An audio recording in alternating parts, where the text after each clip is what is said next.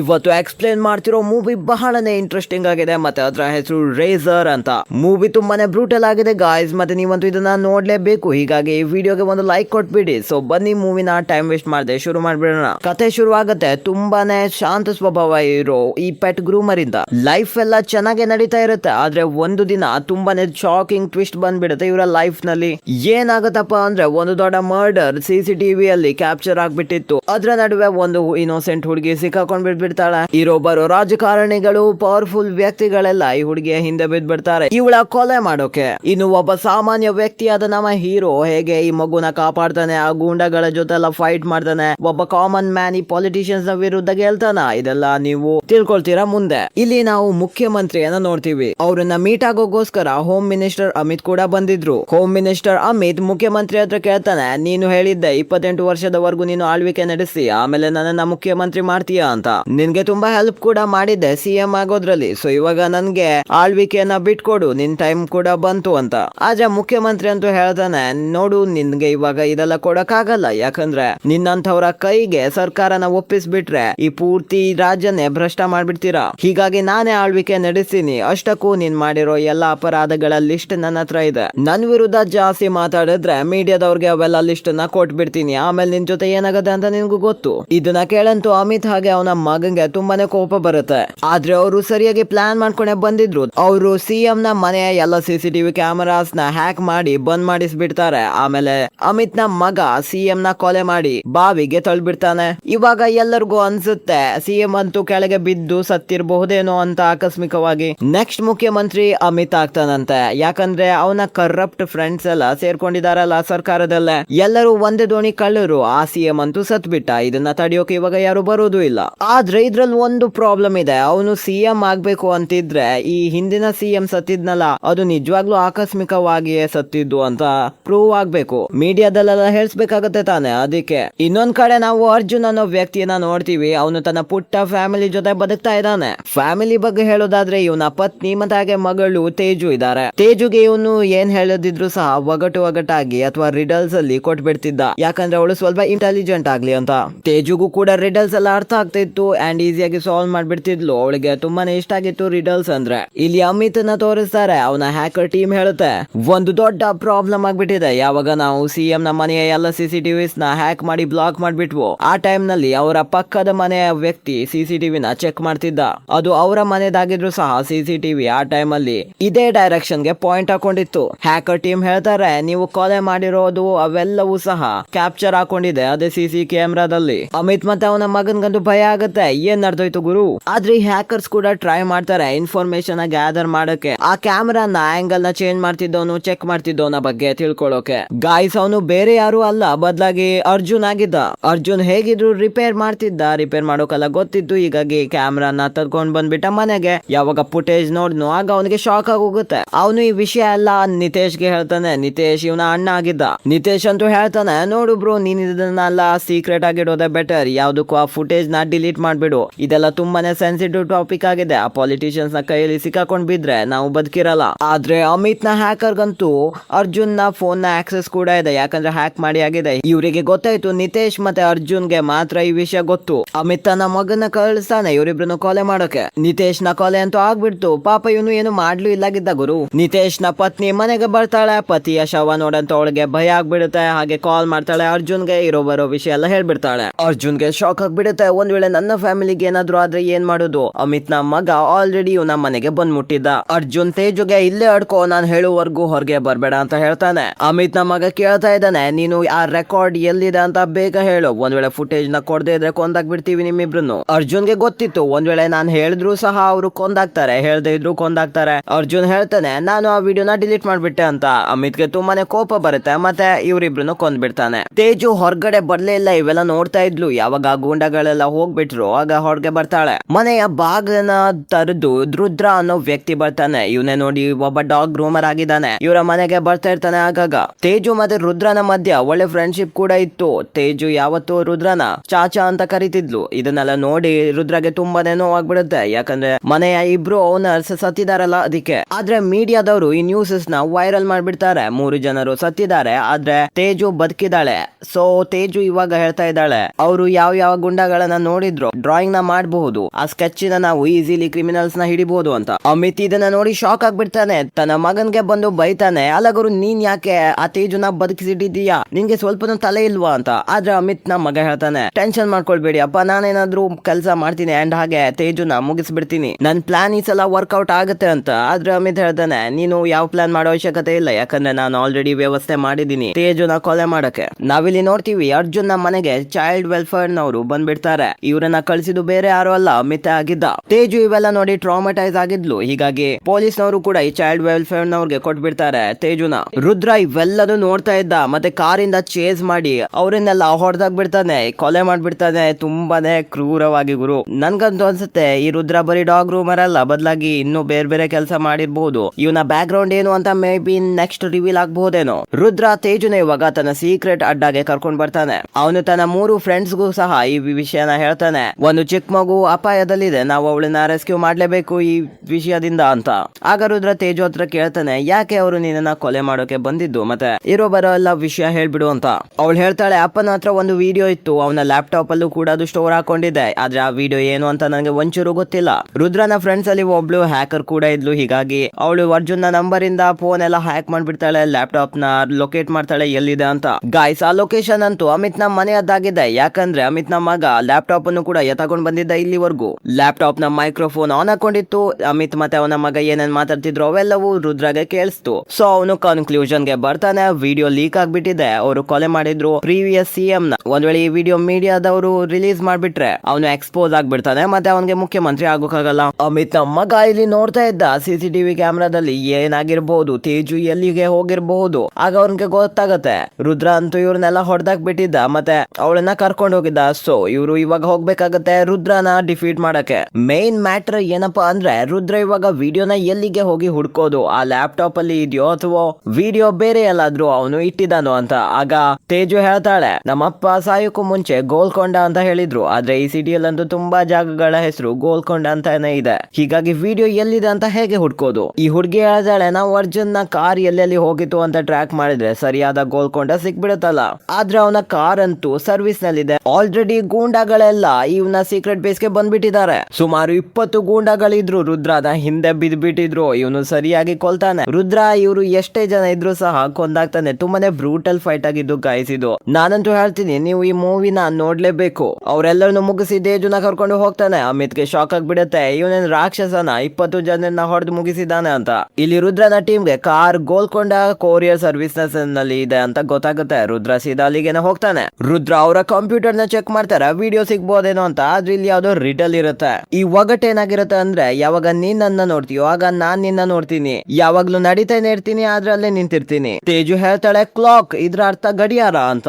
ರುದ್ರನ ಟೀಮ್ಗೆ ಗೊತ್ತಾಗುತ್ತೆ clock tower ಅಲ್ಲಿ ಅವನ ಕಾರ್ ನಿನ್ನೆ ನಿಂತಿತ್ತು ಅಂತ. ಇದ್ರ ಅರ್ಥ ನೆಕ್ಸ್ಟ್ ಕ್ಲೂ ಅಲ್ಲೇ ಸಿಗುತ್ತೆ. ಅಷ್ಟಕ್ಕೂ ಅರ್ಜುನ ಇದೆಲ್ಲ ಯಾವ ಗ್ಯಾಪ್ ಅಲ್ಲಿ ಮಾಡಿದ್ದು, ಅವನಿಗೆ ಯಾವಾಗ ಗೊತ್ತಾಗಿತ್ತು ರೆಕಾರ್ಡ್ ಆಗ್ಬಿಟ್ಟಿದೆ, ಇವಾಗ ತುಂಬಾ ದೊಡ್ಡ ಪ್ರಾಬ್ಲಮ್ ಬಂದ್ಬಿಡುತ್ತೆ ಅಂತ. ಹೀಗಾಗಿ ಅವನು ಎಲ್ಲ ಪ್ಲಾನ್ ಅನ್ನ ಮಾಡ್ಬಿಟ್ಟಿದ್ದ. ಅದಾದ್ಮೇಲೆ ಗೂಂಡಾಗಳು ಬಂದು ಅವನನ್ನ ಕೊಂದ್ಬಿಟ್ಟಿದ್ರು. ಅವರು ಫೈನಲಿ ಕ್ಲಾಕ್ ಟವರ್ ಗೆ ಬರ್ತಾರೆ. ತೇಜು ಮತ್ತೆ ರುದ್ರಗೆ ಕಂಪ್ಯೂಟರ್ ನಲ್ಲಿ ಒಂದು ಫೈಲ್ ಕಾಣಿಸುತ್ತೆ, ಅದನ್ನ ಓಪನ್ ಮಾಡೋದಿದ್ರೆ ವಾಯ್ಸ್ ವೆರಿಫಿಕೇಶನ್ ಮಾಡ್ಬೇಕಿತ್ತು. ಪ್ಯಾಟರ್ನ್, ಫೇಸ್ ಲಾಕ್ ಮತ್ತೆ ಪಾಸ್ವರ್ಡ್ ಇರಲ್ವಾ, ಅದೇ ರೀತಿ ಒಂದು ಪರ್ಟಿಕ್ಯುಲರ್ ವಾಯ್ಸ್ ನ ಹಾಕಿದ್ರೆ ವಾಯ್ಸ್ ವೆರಿಫಿಕೇಶನ್ ಕಂಪ್ಲೀಟ್ ಆಗುತ್ತೆ. ತೇಜು ತನ್ನ ವಾಯ್ಸ್ ನ ಕೊಡ್ತಾಳೆ, ಮತ್ತೆ ಅದು ಓಪನ್ ಆಗುತ್ತೆ. ಆದ್ರೆ ಇದು ಪೂರ್ತಿ ರೆಡ್ ಆಗಿದೆ. ನಮ್ಗೆ ಗೊತ್ತಾಗುತ್ತೆ ಏನಪ್ಪಾ ಅಂದ್ರೆ ಈ ವಿಡಿಯೋ ಇದೆಯಲ್ಲ, ಒಂದು ವಿಡಿಯೋ ಅಂತೂ ನೋಡೋದಿದ್ರೆ ಗಾಯ್ಸ್ ನಮ್ಗೆ 3 ಕಲರ್ ಬೇಕಾಗುತ್ತೆ, ರೆಡ್, ಗ್ರೀನ್, ಬ್ಲೂ. ಬಟ್ ಇದರಲ್ಲಿ ಬರೀ ರೆಡ್ ಲೇಯರ್ ಮಾತ್ರ ಇದೆ. ಸೊ ನಮ್ಗೆ ಗ್ರೀನ್ ಅಂಡ್ ಬ್ಲೂ ಲೇಯರ್ ನ ಮಿಕ್ಸ್ ಮಾಡ್ಬಿಟ್ರೆ ಈ ವಿಡಿಯೋ ಕಂಪ್ಲೀಟ್ ಆಗಿ ಕಾಣಿಸುತ್ತೆ. ಯಾಕಂದ್ರೆ ನಿಮ್ಮ ಮೊಬೈಲ್ ಆಗಿರ್ಬೋದು, ಟಿವಿ ಆಗಿರ್ಬೋದು, 3 ಬಣ್ಣಗಳಿಂದ ಮಾತ್ರ ನಿಮ್ಗೆ ಎಲ್ಲಾ ಬಣ್ಣಗಳು ಕಾಣಿಸುತ್ತೆ. ಇದು ತುಂಬಾ ಬೇಸಿಕ್ ವಿಷಯ. ರುದ್ರ ವಿಡಿಯೋನ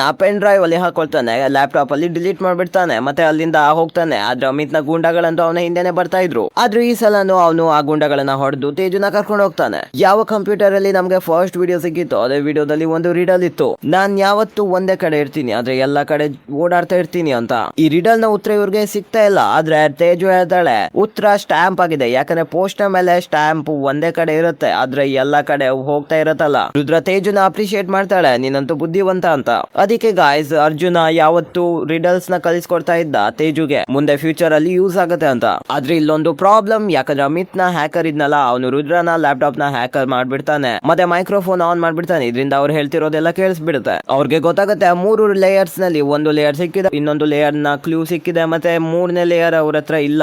ಅದ್ 2 ಲೇಯರ್ ನ ಪಡ್ಕೊಳ್ಳೋಕೆ ತೇಜು ಬೇಕಾಗಿದ್ದಾಳೆ ಅಂತ ಅಮಿತ್ ತನ್ನ ಪ್ಲಾನ್ ನ ಮಾಡ್ತಾನೆ. ಕಾರ್ ಲೊಕೇಶನ್ ಇಂದ ಗೊತ್ತಾಗುತ್ತೆ ಈ ಕಾರ್ ಒಂದು ಪೋಸ್ಟ್ ಆಫೀಸ್ ಗೆ ಹೋಗಿತ್ತು, ಮಾರ್ಕೆಟ್ ಅಲ್ಲಿರೋ ಪೋಸ್ಟ್ ಆಫೀಸ್ ಗೆ. ಗೈಸ್, ಒಂದ್ ವೇಳೆ ಕಾರಿಂದಾನೆ ಎಲ್ಲ ಲೊಕೇಶನ್ ಸಿಗ್ತಾ ಇದೆ ಅಂದ್ರೆ ಈ ರಿಡಲ್ಸ್ ನ ಇಟ್ಕೊಂಡು ಏನ್ ಮಾಡೋದು? ಆಕ್ಚುಲಿ ಅರ್ಜುನ್ ಬೇಕಂತಾನೆ ಕಾರನ್ನ ಅಲ್ಲಿ ಇಲ್ಲಿ ತಿರುಗಿಸ್ತಾ ಇದ್ದ, ಎಲ್ಲೆಲ್ಲೋ ತಗೊಂಡ್ ಹೋಗಿದ್ದ. ಸೊ ಈ ರಿಡಲ್ ಇರುತ್ತಲ್ಲ, ಈ ರಿಡಲ್ ಇಂದ ಆ ಕಾರ್ ಹೋಗಿರೋ ಎಕ್ಸಾಕ್ಟ್ ಲೊಕೇಶನ್ ಗೊತ್ತಾಗುತ್ತೆ. ಅಂದ್ರೆ ನೀವು 5 ಜಾಗಕ್ಕೆ ಹೋಗಿದ್ದೀರಾ, ಅದ್ರಲ್ಲಿ ಒಂದೇ ಜಾಗಕ್ಕೆ ಹೋಗ್ಬೇಕಾಗಿರೋದು. ಸೊ ಆ ಒಂದೇ ಜಾಗದ ರಿಡಲ್ ನ ನೀವು ಕೊಟ್ಟಿದ್ದೀರಾ, ಮತ್ತೆ ಆ ಒಂದೇ ಜಾಗಕ್ಕೆ ಇವಾಗ ನಿಮ್ಮ ಮಗಳು ಹೋಗ್ತಾಳೆ ಅಂತ. ಪೋಸ್ಟ್ ಆಫೀಸ್ ಗಂತೂ ರುದ್ರ ಬರ್ತಾನೆ, ಆದ್ರೆ ಅದ್ರಲ್ಲಿ ಯಾವ್ದು ಕಂಪ್ಯೂಟರ್ ಇರ್ಲಿಲ್ಲ. ಆದ್ರೆ ಪಕ್ಕದಲ್ಲಿ ಒಂದು ಪೊಲೀಸ್ ಸ್ಟೇಷನ್ ಇರುತ್ತೆ. ರುದ್ರ ಪೊಲೀಸ್ ಸ್ಟೇಷನ್ ಗೆ ಹೋಗಿ ನಾನು ನೆಟ್ವರ್ಕ್ ಸರಿ ಮಾಡೋಕೆ ಬಂದಿದ್ದೀನಿ ಅಂತ ನೆಟ್ವರ್ಕ್ ಆಕ್ಸೆಸ್ ನ ತಗೊಂಡು ಕಂಪ್ಯೂಟರ್ ನ ಚೆಕ್ ಮಾಡ್ತಾನೆ. ರುದ್ರಗೆ ಫೈನಲಿ ಆ ವಿಡಿಯೋ ಸಿಕ್ಬಿಡುತ್ತೆ, ಗ್ರೀನ್ ಕಲರ್ ನಲ್ಲಿ ಇತ್ತು ಈ ವಿಡಿಯೋ. ಇನ್ನು ಬ್ಲೂ ಲೇಯರ್ ನ ಹುಡ್ಕೋದ್ ಬಾಕಿ ಆಗಿದೆ. ಅದ್ರಲ್ಲಿಗೆ ಅಮಿತ್ ನಮ್ಮ ಮಗ ಕೂಡ ಬಂದ್ಬಿಟ್ಟಿದೆ ಅದೇ ಜಾಗಕ್ಕೆ. ಮತ್ತೆ ಗಾಯ್ಸ್, ಇನ್ನೊಮ್ಮೆ ಇಲ್ಲಿ ಒಂದು ಬ್ರೂಟಲ್ ಫೈಟ್ ನಡೆಯುತ್ತೆ. ನಾನ್ ಹೇಳೋದೇನಿದೆ ಗುರು, ಒಂದ್ ವೇಳೆ ಹೇಳಿದ್ರು ಕೂಡ ಏಜ್ ರಿಸ್ಟ್ರಿಕ್ಟ್ ಆಗ್ಬಹುದೇನೋ, ಅಷ್ಟು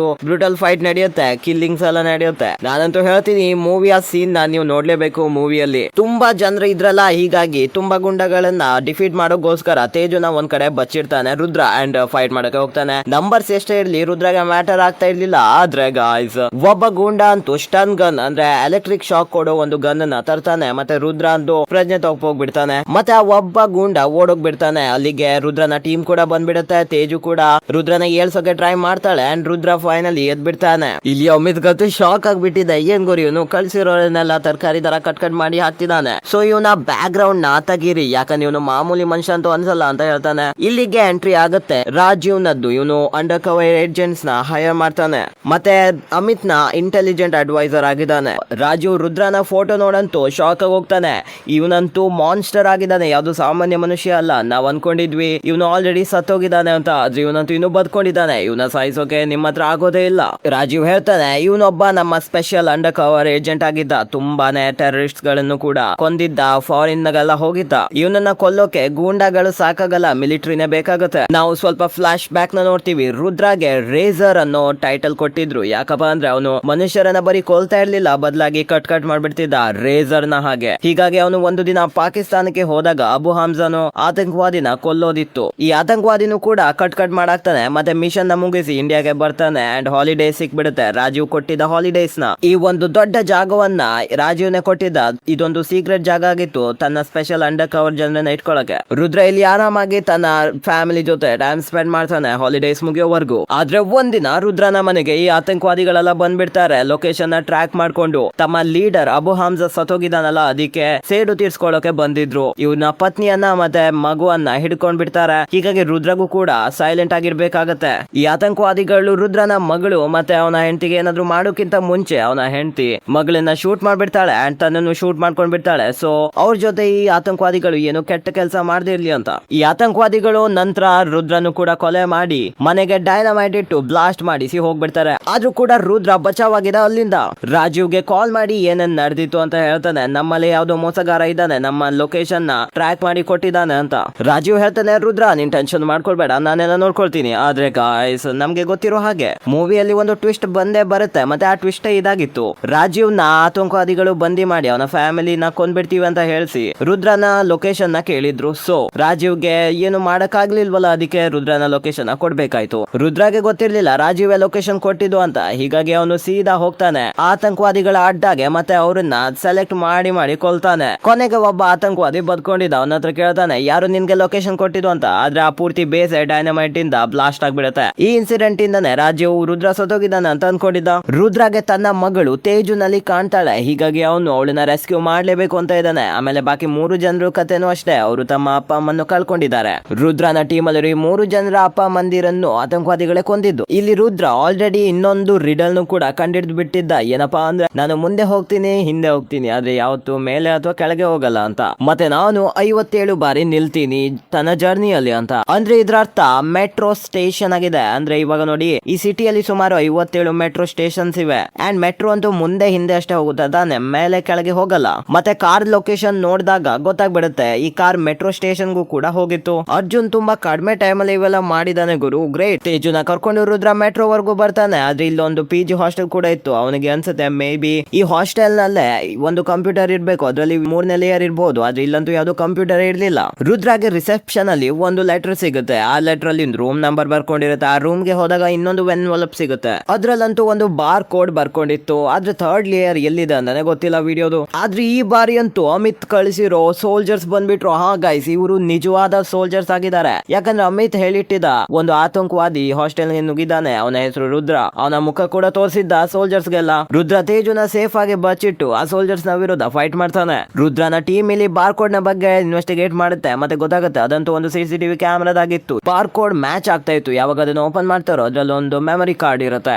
ಮತ್ತೆ ಆ ಮೆಮರಿ ಕಾರ್ಡ್ ನ ಆಕ್ಚುಲಿ ತೇಜುನ ಡಾಲ್ ಅಲ್ಲಿ ಹಾಕಿದ್ರು. ಇವಾಗ ಅಮಿತ್ ನ ಮಗ ಅಂತೂ ಅಲ್ಲಿ ಎಲ್ಲ ಕತ್ಕೊಂಡು ಹೋಗ್ಬಿಟ್ಟಿದ್ನಲ್ಲ, ಲ್ಯಾಪ್ಟಾಪ್ ಅದು ಇದು, ಹಾಗೆ ಡಾಲ್ ಕೂಡ ತಗೊಂಡ್ ಹೋಗ್ಬಿಟ್ಟಿದ್ದ. ಆ ಡಾಲ್ ಅಂತೂ ಅಮಿತ್ ನ ಮನೆಯಲ್ಲಿದೆ. ಅಂದ್ರೆ ಅವರು ಅಂಗೈಯಲ್ಲೇ ತುಪ್ಪ ಇಟ್ಕೊಂಡು ಊರೆಲ್ಲ ಹುಡ್ಕಾಡ್ತಾ ಇದ್ದಾರೆ. ರುದ್ರನ ಒಂದು ಟೀಮ್ ಅವನು ಅಲ್ಲಿಯ ನೆಟ್ವರ್ಕ್ ಜಾಮ್ ಮಾಡ್ಬಿಡ್ತಾನೆ. ಮತ್ತೆ ಸರ್ವಿಸರ್ ಆಗಿ ಹೋಗ್ತಾನೆ. ಮತ್ತೆ ಗೂಂಡಾಗಳು ಹಾಗೆ ಯಾರು ಕೂಡ ಅಷ್ಟು ಬಿಸಿ ಇರ್ಲಿಲ್ಲ ಆ ಟೈಮ್ ಅಲ್ಲಿ, ಬೇರೆ ಕಡೆ ಎಲ್ಲೋ ಇದ್ರು. ರುದ್ರನ ಟೀಮ್ ಅವನು ಈಸಿಲಿ ಆ ಡಾಲ್ ನ ಹುಡುಕ್ತಾನೆ. ಮತ್ತೆ ಮೆಮೊರಿ ಕಾರ್ಡ್ ನ ತಗೊಂಡು ಓಡೋಗ್ಬಿಡ್ತಾನೆ. ಅಮಿತ್ ನ ಹ್ಯಾಕರ್ ಗೆ ಗೊತ್ತಾಗಿರುತ್ತೆ ಈ ಡಾಲ್ ನ ಯಾರು ತಗೊಂಡು ಹೋಗಿದ್ದಾರೆ. ಆದ್ರೆ ಅವನಿಗೆ ಗೊತ್ತಿರ್ಲಿಲ್ಲ ಈ ಡಾಲ್ ಒಳಗೆ ಏನಿತ್ತು ಅಂತ. ಹಾಸ್ಟೆಲ್ ಅಲ್ಲಿ ಮಿಲಿಟರಿ ಇದ್ರಲ್ಲ, ಅವ್ರದ್ದೆಲ್ಲರದು ರೆಕಾರ್ಡ್ ಮಾಡಿ ಸೋಷಿಯಲ್ ಮೀಡಿಯಾದಲ್ಲಿ ವೈರಲ್ ಮಾಡಿಸ್ಬಿಡ್ತಾರೆ ಈ ಹಾಸ್ಟೆಲರ್ಸ್ ಎಲ್ಲ. ಅಮಿತ್ ಗೆ ಗೊತ್ತಾಗತ್ತೆ, ಒಂದ್ ವೇಳೆ ಯಾರಾದ್ರೂ ಕ್ವೆಶ್ಚನ್ ಮಾಡಿದ್ರೆ ಯಾಕೆ ಮಿಲಿಟರಿ ಅವರೆಲ್ಲ ಹಾಸ್ಟೆಲ್ ಗೆ ನುಗ್ಗಿದ್ದಾರೆ ಅಂತ ಕೇಳಿದ್ರೆ ಆಗ ಪ್ರಾಬ್ಲಮ್ ಆಗ್ಬಿಡುತ್ತೆ. ಹೀಗಾಗಿ ಅವನು ಏನೋ ನೆಪ ಹೇಳಿ ಸೋಲ್ಜರ್ಸ್ ನೆಲ್ಲ ವಾಪಸ್ ಕರೆಸ್ಬಿಡ್ತಾನೆ. ಅಮಿತ್ ನ ಮಗ ಸೀದಾ ವಿಡಿಯೋ ಕಳಿಸ್ಬಿಡ್ತಾನೆ ರುದ್ರಗೆ. ಅವನು ಹೇಳ್ತಿದ್ದ, ನನ್ಗೆ ಗೊತ್ತು ನಿನ್ನ ಫ್ಯಾಮಿಲಿನ ಲೊಕೇಶನ್ ಮತ್ತೆ ಅವೆಲ್ಲ ಯಾರ್ಯಾರು ಕೊಟ್ಟಿದ್ದು, ಮತ್ತೆ ಆ ಒಬ್ಬ ವ್ಯಕ್ತಿ ನನ್ನ ಹತ್ರನೇ ಇದ್ದಾನೆ. ಒಂದ್ ವೇಳೆ ನೀನು ಆ ವಿಡಿಯೋನ ಕೊಟ್ಬಿಟ್ರೆ ನಾನು ನಿಮ್ಗೆ ಆ ವ್ಯಕ್ತಿನ ಕೊಟ್ಬಿಡ್ತೀನಿ, ಡೀಲ್ ಪಕ್ಕ ಅಂತ. ಮತ್ತೆ ಪಾರ್ಕಿಂಗ್ ಸ್ಲಾಟ್ ಅಲ್ಲಿ ಮೀಟ್ ಆಗುವಂತ. ರುದ್ರನ ಹತ್ರ ಬೇರೆ ಚಾಯ್ಸ್ ಇರ್ಲಿಲ್ಲ, ಹೀಗಾಗಿ ಅವನು ಅಲ್ಲಿಗೆ ಮೀಟ್ ಆಗೋಕೆ ಹೋಗ್ತಾನೆ. ರುದ್ರ ಯಾವಾಗ ಹೊರಗಡೆ ಬರ್ತಿರ್ತಾನೋ ಆಗ ಅವನ ಟೀಮ್ ಮತ್ತೆ ತೇಜುನ ಅಮಿತ್ ನ ಮಗ ಅವನ ಗೂಂಡಗಳೆಲ್ಲ ಹಿಡ್ಕೊಂಡಿದ್ದಾರೆ. ಸೊ ವಿಡಿಯೋ ಕೊಟ್ರು ಕೂಡ ಹೇಗಿದ್ರು ಕೊಲೆ ಮಾಡಾಕ್ತಾರೆ. ರುದ್ರಗೆ ಒಂದೇ ಆಪ್ಷನ್ ಇರೋದು ಇವಾಗ ಫೈಟ್ ಮಾಡಿ ಹೇಗಾದ್ರೂ ಮಾಡಿ ಎಸ್ಕೇಪ್ ಆಗ್ಬೇಕು ಇಲ್ಲಿಂದ. ಇಲ್ಲಿ ಫೈಟ್ ಶುರು ಆಗ್ಬಿಡುತ್ತೆ ಅಮಿತ್ ನ ಮಗ ವರ್ಸಸ್ ರುದ್ರ ನಡುವೆ. ಆಮೇಲೆ ಬಾಕಿ ಟೀಮ್ ಏನಿತ್ತಲ್ಲ ರುದ್ರದು, ಅವರು ಕೂಡ ಟ್ರೈ ಮಾಡ್ತಾರೆ ಎಸ್ಕೇಪ್ ಆಗಕ್ಕೆ. ಇಲ್ಲಿ ತೇಜುನ ಕಟಾಕಿಟ್ಟಿದ್ರು, ಮತ್ತೆ ಅವಳ ಮುಂದೆ ಹಾವಿತ್ತು. ಸೊ ಇವಾಗ ತೇಜುನ ಮುಂದೆ ಹಾವಿದೆ, ಮತ್ತೆ ರುದ್ರನ ಟೀಮ್ ನ ಹಿಂದೆ ಗೂಂಡಗಳಿದ್ದಾರೆ. ರುದ್ರ ಅಮಿತ್ ನ ಮಗನ ಅಗೇನ್ಸ್ಟ್ ಫೈಟ್ ಮಾಡ್ತಿದ್ದಾನೆ. ಅಲ್ಲಿಗೆ ರಾಜೀವ್ ಎಂಟ್ರಿ ಹೊಡೆದಿದ್ದ. ಮತ್ತೆ ಅವನಿಗೆ ತನ್ನ ತಪ್ಪಿನ ಅರಿವಾಗಿತ್ತಲ್ಲ, ಸೊ ನಾನು ಗಿಲ್ಟಿ ಅಂತ ಗೊತ್ತಾಗಿದೆ. ಆ ತಪ್ಪನ್ನ ಸುಧಾರಿಸೋಕಾದ್ರೂ ಸರಿ, ರುದ್ರನ ಟೀಮ್ ನಾದ್ರೂ ಸೇವ್ ಮಾಡೋಣ ಅಂತ ಫೈಟ್ ಮಾಡ್ತಾನೆ ಗೂಂಡಗಳ ವಿರುದ್ಧ. ಆದ್ರೆ ಅವನಂತೂ ಒಬ್ಬವನೇ ಇದ್ದ. ರುದ್ರ ಫೈನಲಿ ಅಮಿತ್ ನ ಮಗನ ಕೊಲ್ತಾನೆ. ಹಾಗೆ ತೇಜುನ ರೆಸ್ಕ್ಯೂ ಮಾಡ್ಕೊಂಡು ಟೀಮ್ ನ ವರ್ಗು ಬರ್ತಾನೆ. ರಾಜೀವ್ ಇಲ್ಲೇ ಫೈಟ್ ಮಾಡ್ತಾ ಇದ್ದ. ಆದ್ರೂ ಕೂಡ ಫೈಟ್ ಗೆ ರುದ್ರ ಕೂಡ ಜಾಯ್ನ್ ಆಗ್ತಾನೆ. ಯಾವಾಗ ಒಂದು ಗೂಂಡ ಹಿಂದಿಂದ ಅಟ್ಯಾಕ್ ಮಾಡೋಕೆ ಬರ್ತಾ ಇದ್ನೋ ರುದ್ರಗೆ, ರಾಜೀವ್ ಮಧ್ಯ ಬಂದು ಅವನು ಸತ್ ಬಿಡ್ತಾನೆ. ಸಾಯೋಕಿಂತ ಮುಂಚೆ ಹೇಳ್ತಾನೆ, ನನ್ನ ಫ್ಯಾಮಿಲಿನ ಉಳಿಸ್ಕೊಳ್ಳೋಕೋಸ್ಕರ ನಾನು ನಿಮ್ಮ ಫ್ಯಾಮಿಲಿ ಲೊಕೇಶನ್ ಹೇಳ್ಬಿಟ್ಟೆ, ನಿನ್ಗೆ ಸಾಧ್ಯ ಆದ್ರೆ ನನ್ನನ್ನ ಕ್ಷಮಿಸ್ಬಿಡು ಅಂತ ಅಲ್ಲಿಗೆ ಸಾಯ್ತಾನೆ. ಮತ್ತೆ ಇಲ್ಲಿ ಅಮಿತ್ ಅಂತೂ ಶಪಥ ಹಾಕ್ತಾ ಇದ್ನಲ್ಲ ಮುಖ್ಯಮಂತ್ರಿ ಆಗೋಕೆ. ಅದೇ ಟೈಮ್ ನಲ್ಲಿ ಎಲ್ಲರ ಫೋನ್ಗೂ ಎಲ್ಲಾ ಕಡೆನೂ ರುದ್ರ ಇಲ್ಲಿ ಪ್ಲೇ ಮಾಡ್ಬಿಡ್ತಾನೆ ಆ ಕೊಲೆ ಮಾಡಿರೋ ವಿಡಿಯೋನ. ಹೀಗಾಗಿ ಅಮಿತ್ ನ ಆ ಸಮಾರಂಭ ನಿಲ್ಲಿಸಿ ಸೀದಾ ಅರೆಸ್ಟ್ ಮಾಡಿಸ್ಬಿಡ್ತಾರೆ. ಹೀಗೆ ನಮ್ಮ ಹೀರೋ ರುದ್ರ ತೇಜುನು ಕೂಡ ಉಳಿಸ್ಬಿಟ್ಟ, ಅನ್ಯಾಯನ ತಡೆದ್ಬಿಟ್ಟ, ಮತ್ತೆ ಈ ರಾಜ್ಯಕ್ಕೆ ಕೆಟ್ಟ CM ಬರೋದನ್ನ ತಡೆದ್ಬಿಟ್ಟ. ರುದ್ರ ತೇಜುನ ಸಾಕ್ತಾನೆ. ರುದ್ರ ತೇಜುನ ಜವಾಬ್ದಾರಿಗಳನ್ನ ಹೊರತಾನೆ. ಯಾಕಂದ್ರೆ ಇವಾಗ ಅವನ ಮಗಳ ತರ ಆಗಿದ್ದಾಳೆ ತೇಜು. ಅಲ್ಲಿಗೆ ಈ ಮೂವಿ ಕೂಡ ಮುಗಿಯುತ್ತೆ. ಗೈಸ್, ನಿಮ್ಗೆ ಹೇಗೆ ಮೂವಿ ಅನ್ಸೋ ಅಂತ ಕಮೆಂಟ್ ಮಾಡ್ಬಿಡಿ. ಮತ್ತೆ ಭಾರತದಲ್ಲಿ ಬರೋ ಅಂಡ್ ರಿಲೀಸ್ ಆಗೋ ಎಲ್ಲಾ ಹೊಸ ಮೂವೀಸ್ ಕೂಡ ನಾವು ಎಕ್ಸ್ಪ್ಲೇನ್ ಮಾಡಕ್ಕೆ ಟ್ರೈ ಮಾಡ್ತೀವಿ. ಸೊ ನಿಮ್ಗೆ ಯಾವ್ದಾದ್ರು ಮೂವಿ ಎಕ್ಸ್ಪ್ಲೇನ್ ಮಾಡ್ಬೇಕಂತ ಇದ್ರೆ ಖಂಡಿತವಾಗ್ಲೂ ಕಮೆಂಟ್ ಮಾಡಿ. ನೆಕ್ಸ್ಟ್ ವಿಡಿಯೋ ಅದೇ ಆಗಿರುತ್ತೆ. ಮತ್ತೆ ಆ ನೆಕ್ಸ್ಟ್ ವಿಡಿಯೋ ನಿಮ್ಗೆ ಬರ್ಬೇಕಂತ ಇದ್ರೆ ನೀವು ಸಬ್ಸ್ಕ್ರೈಬ್ ಮಾಡ್ಕೊಂಡು ಬೆಲ್ ನೋಟಿಫಿಕೇಶನ್ ಆಲ್ಗೆ ಸೆಟ್ ಮಾಡ್ಲೇಬೇಕು ತಾನೆ. ಸೊ ಮುಂದಿನ ವಿಡಿಯೋದಲ್ಲಿ ಸಿಗ್ತೀನಿ. ಬಾಯ್ ಬಾಯ್.